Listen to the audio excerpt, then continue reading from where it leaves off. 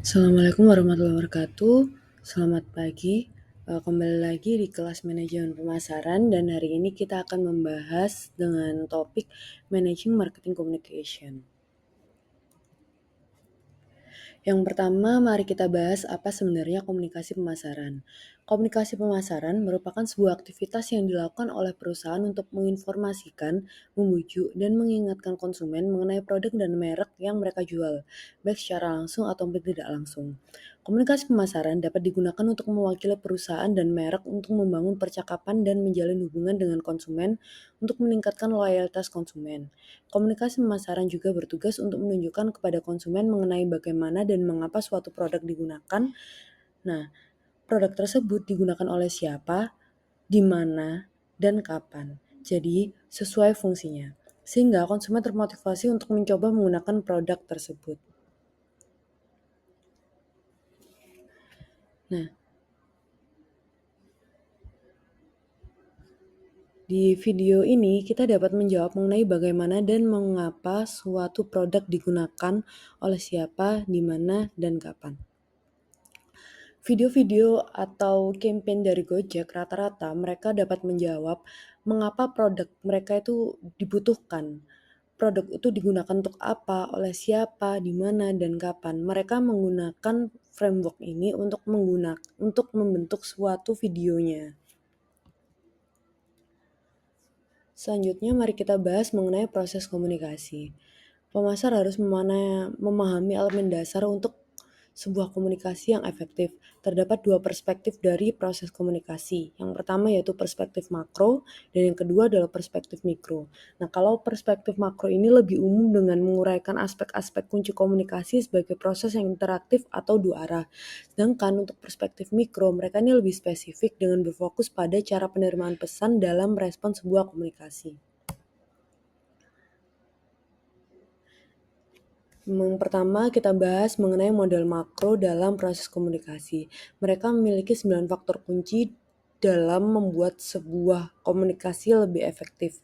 Yang pertama yaitu sender, kedua encoding, ketiga message, keempat media, kelima decoding, keenam receiver, yang ketujuh noise, yang kedelapan feedback, dan yang terakhir adalah response. Kita bahas satu persatu. Sender dan receiver digambarkan sebagai pihak utama. Yang kedua, message dan media merupakan kita gambarkan sebagai alat utama.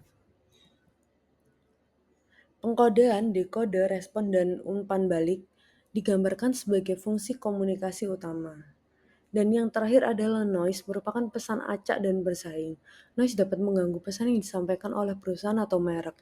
Jadi noise di sini adalah banyaknya iklan-iklan, banyaknya pesan-pesan yang tersampaikan kepada konsumen. Karena konsumen tidak akan mendapatkan hanya satu pesan tiap harinya, namun mereka akan mendapatkan banyak pesan yang tidak bisa kontrol. Maka dari itu bisa kita sebutkan sebagai pesan acak dan bersaing. Jadi dalam satu hari berapa puluh iklan, berapa ratus iklan, atau bahkan berapa ribu iklan yang masuk ke dalam konsumen gitu. Jadi mereka itu saling bersaing untuk diingat oleh konsumen. Kita bahas satu persatu istilahnya. Jadi sender atau pengirim pesan dari perusahaan atau merek. Encoding atau pengkodean merupakan cara merubah ide menjadi pesan. Membuat iklan video untuk menyampaikan bahwa produk ini berkualitas tinggi. Bagaimana cara kita menyampaikan bahwa produk ini berkualitas tinggi? Selanjutnya adalah pesan dan media. Pesan yang ingin disampaikan dan media apa yang akan digunakan. Selanjutnya decoding atau penguraian, cara memahami pesan tersebut. Dengan melihat iklan video, konsumen memahami bahwa produknya berkualitas tinggi. Jadi bagaimana kita membuat video yang mudah dipahami oleh konsumen, di mana bahwa produk tersebut berkualitas tinggi. Selanjutnya yaitu respon. Respon yang didapatkan dari konsumen. Feedback, umpan balik yang diterima oleh konsumen. Noise, terlalu banyak pesan yang bermunculan di media secara acak dan mengganggu sehingga dapat mengganggu pesan sampai pada penerimanya. Jadi bagaimana sih tahapannya? Yang pertama yaitu pengirim pesan. Perusahaan atau merek harus memahami audiens seperti apa yang ingin mereka jangkau, serta respon apa yang ingin mereka timbulkan. Kemudian perusahaan atau merek harus mengkodekan dengan baik pesan yang ingin mereka sampaikan, sehingga audiens berhasil mengkodekan atau menguraikan pesan yang disampaikan oleh perusahaan atau merek. Jadi perusahaan atau merek harus mengekspresikan sebuah pesannya dalam bentuk nyata tertentu, seperti melalui kata-kata, gambar, musik, atau gerakan dengan tujuan agar dapat diingat oleh penerima pesan. Selanjutnya, perusahaan atau merek harus menentukan dengan tepat media yang digunakan untuk menjangkau target audiens. Selain itu, perusahaan atau merek juga harus mengembangkan sebuah saluran umpan balik tertentu, biasanya dalam sebuah media tersebut untuk memantau respons dari konsumen. Apabila pesan yang disampaikan oleh perusahaan atau merek relate dengan audiens atau konsumen, maka akan semakin efektif pesan tersebut tersampaikan. Namun, perlu diingat bahwa ada beberapa faktor yang mempengaruhi penerima pesan dalam menafsirkan pesan tersebut, seperti perhatian yang selektif, distorsi, serta retensi. Selanjutnya, mari kita bahas mengenai model mikro dalam proses komunikasi. Model hierarki respon klasik mengasumsikan bahwa pembeli melewati tahapan dalam urutan kognitif, afektif, dan perilaku. Yang pertama, learn, feel, do. Yang kedua, do, feel, learn. Yang ketiga, learn, do, feel.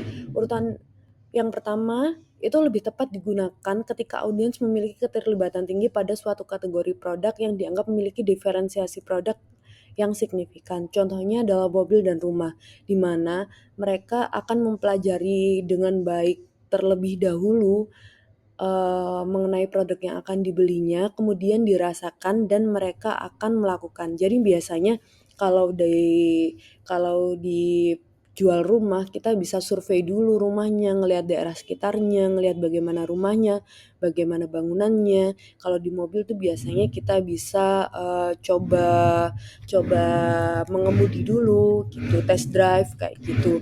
Nah, setelah mereka rasa cocok untuk membeli produk tersebut, maka mereka akan melakukan pembeliannya. Selanjutnya yaitu do, feel, learn. Nah, urutan alternatif yang relevan digunakan ketika audiens memiliki keterlibatan tinggi, namun pada produk yang kategorinya hanya memiliki sedikit diferensiasi produk atau bahkan tidak memiliki sama sekali. Contohnya yaitu tiket pesawat gitu. Nah, kalau di tiket pesawat kan kita harus melakukan pembelian terlebih dahulu, baru kita merasakan, terus kemudian kita mempelajari apakah enak ketika naik pesawat dengan maskapai tersebut, seperti itu. Selanjutnya yaitu learn, do, feel. Nah, kalau urutan ini relevan digunakan ketika audiens memiliki keterlibatan yang rendah dan merasakan sedikit diferensiasi pada kategori produknya. Ini cocok untuk barang-barang komoditas seperti beras, garam, gula, seperti itu. Jadi manfaat pemasaran mempelajari urutan ini adalah untuk mempelajari dengan baik rencana komunikasi mereka. Mereka akan menggunakan komunikasi yang seperti apa. Terlepas dari urutan spesifik yang saya sebutkan sebelumnya, terdapat beberapa tahapan terjadi untuk menghasilkan respon konsumen. Yang pertama yaitu kesadaran, kedua pengetahuan, ketiga menyukai, keempat preferensi, kelima keyakinan, dan yang terakhir adalah pembelian. Mari kita ulas satu persatu. Yang pertama adalah kesadaran. Konsumen tuh harus sadar terlebih dahulu mengenai keberadaan penawaran sebuah merek atau sebuah barang. Nah, sebagian besar konsumen tuh kalau tidak menyadari, jadi bagaimana pemasar tuh harus membangun kesadaran pada lebih banyak konsumen. Nah, kemudian konsumen tuh udah sadar, namun mereka nggak tahu kalau merek tersebut memberikan penawaran gitu. Jadi pengetahuannya itu masih kurang. Selanjutnya, kalau target audiensnya itu mereka itu tahu kalau produk ini tuh bikin penawaran gitu. Namun dari sisi audiensnya tuh belum tentu suka dengan penawarannya tersebut gitu. Jadi pemasar harus membuat target audiensnya itu suka. Nah, kalau udah suka, namun mereka itu ternyata lebih memilih atau menyukai produk lain gitu. Nah, maka dari itu pemasar itu harus membangun preferensi konsumen dengan cara membandingkan kualitas, nilai, kinerja, serta fitur dari produk dengan kompetitor gitu. Jadi bagaimana caranya orang itu lebih prefer kepada kita. Setelah menyukai dan prefer kepada produk kita, namun audiens itu nggak punya keyakinan untuk membeli produk. Jadi bagaimana mereka itu memiliki keyakinan gitu. Jadi bagaimana tugas pemasar itu untuk meyakinkan dan menuntun konsumen untuk mengambil langkah terakhir yaitu pembelian. Bisa caranya itu dengan cara menawarkan produk saat harga rendah, menawarkan produk dengan kelas premium, atau membiarkan mereka mencoba produknya atau free trial. Untuk meningkatkan peluang keberhasilan, pemasar harus berupaya untuk meningkatkan kemungkinan terjadinya pada setiap tahapan. Jadi tahapan ini tuh harus runtun, harus urut, harus terjadi semuanya. Dan yang paling penting, komunikasi campaign harus memastikan beberapa hal. Konsumen harus terpapar pesan yang tepat di waktu yang tepat, karena kalau waktunya salah itu tidak akan masuk kepada memori konsumen gitu. Penawaran yang benar dalam hal poin perbedaan dan kesamaan yang diinginkan serta dapat diwujudkan. Jadi tidak bullshit. Konsumen harus memperhatikan kampanye dan memahami pesan yang dimaksudkan dengan benar dan memadai. Konsumen termotivasi untuk mempertimbangkan pembelian dan menggunakan penawaran. Selanjutnya yaitu mengembangkan program komunikasi yang efektif. Ada beberapa langkah-langkah kunci untuk mengembangkan komunikasi yang efektif. Pertama adalah menetapkan tujuan, kedua mengidentifikasi target audiens, ketiga merancang pesan komunikasi, keempat memutuskan media yang digunakan, kelima mengembangkan pendekatan kreatif, keenam mengukur hasil kinerja. Yang pertama yaitu menetapkan tujuan komunikasi. Kita harus menentukan fokus komunikasi perusahaan. Jadi perusahaan tuh harus menentukan apa yang ingin dicapai, kepada siapa, dan kapan target harus tercapai. Jadi tujuan komunikasi dapat diklasifikasikan menjadi menciptakan kesadaran, membangun preferensi, memicu tindakan gitu. Nah, sebagai contoh, terjadi kondisi konsumen pada dua jenis penawaran, pada brand A dan brand B. Kita bisa melihat bahwa kalau brand A ini mereka lebih banyak yang aware, 80% dari 100% market mereka tuh aware. Sedangkan kalau yang brand B itu hanya 40% yang aware. Namun, selanjutnya kita bisa lihat bahwa untuk brand trialnya 60% dari orang yang aware di brand A, sedangkan di brand B itu hanya 30% yang aware di brand B itu mereka yang mau mencoba. Namun yang terpuaskan oleh penawarannya itu yang di brand A hanya 20%-nya, sedangkan di brand B itu 80%-nya. Gitu bagaimana bisa? Nah, kita bisa melihat bahwa di brand B ini bisa jadi produknya ini lebih memuaskan, namun pemasarannya itu masih sangat singkat, masih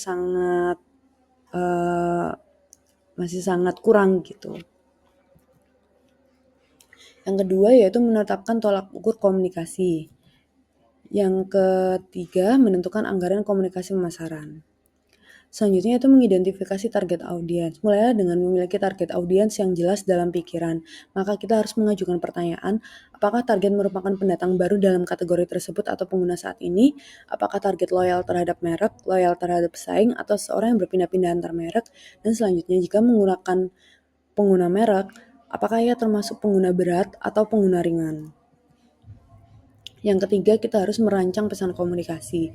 Pesan yang disampaikan harus sesuai dan mampu menyentuh konsumen secara rasional maupun emosional. Yang kedua, membedakan merek dari para pesaing. Yang ketiga, cukup luas dan fleksibel sehingga dapat diterapkan pada berbagai media, pasar, dan periode waktu yang berbeda. Selanjutnya yaitu media yang digunakan. Yang pertama yaitu communication media mix. Kita bisa memilih beberapa atau semuanya atau salah satu saja dari pilihan media ini. Yang kedua, kita harus menyusun rencana media.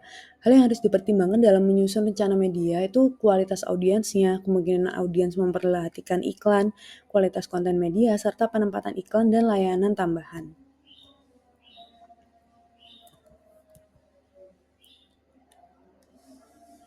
Nah, ada 3 konsep utama dalam media planning, yaitu reach, frekuensi, dan impact.